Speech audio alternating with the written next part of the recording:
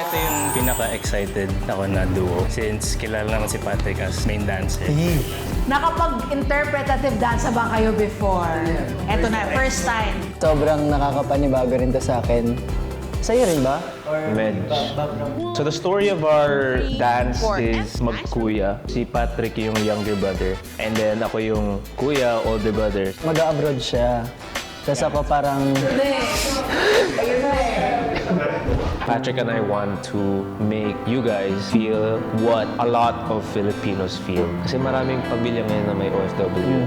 Humiwalay ako sa family ko. Which is, it kind of hurts. Like, my longing, I wish I could see my family more often. I wish I could just not work. Without the chemistry for this piece, it will not work. So, I believe that you guys have it. It's just that kailangan lang natin mas i-master. Baka mamaya pag nag-perform na tayo, umiyak ka. Sana di tayo iyak. Pero dagdag points yun pag umiyak. Okay, magulol na Alam mo, sasabayan kita. Grabe naman yun. Dance Authority. Yan. What you think? Umiyak. Naiyak, naiyak. Hindi naman. Ito naman, kontrabida ka talaga. Kaya akala ko umiyak talaga eh. Oo, naiyak talaga ako. May shining shimmer. Kabilang mata lang.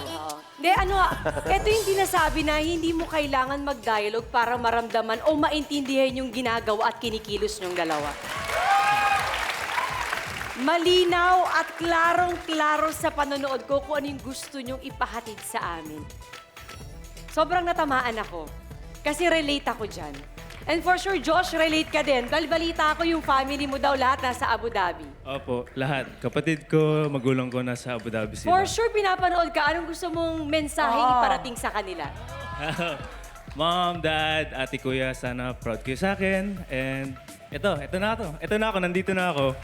Para nung bata pa lang ako, pinapanood ko lang yung mga TV show. And now, nandito na ako nagko-compete, dancing with celebrities, dancing in front of you guys. Kaya maraming salamat po. Yeah.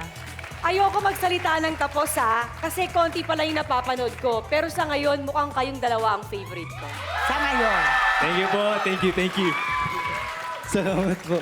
Coach. Parang nag-flashback yung nangyari sa akin kagabi. Kasi kagabi, Ano nangyari kagabi? ganito kasi yun. Uy! Ayun. Uy, yun. Nasa training kami. Judge mo na. Judge. Siyempre, nasa training kami. Tapos, siyempre, napapanood ko yung SB19. Tapos, kinakanta nila yung mga kanta nila. So, natouch ako. Tapos, umiiyak ako. So favorite mo din sila ngayon? Natouch ako yung motibo ng puso mo while nagpe-perform. Yung, kumbaga, yun yung sinasabi ko, hindi mo kailangan mag-boost ng buhay. Kailangan lang is yung pure Sabi ko purity. sa'yo eh, Yeah. favorite ko sila ngayon. Yeah. Thank you. Si Mamang din. Ay, hindi tayo Mang- kontra ngayon. Oo nga. Mang, iiyak mo na, Mang. Iiyak mo na yan. Si Mamang paiyak na yan.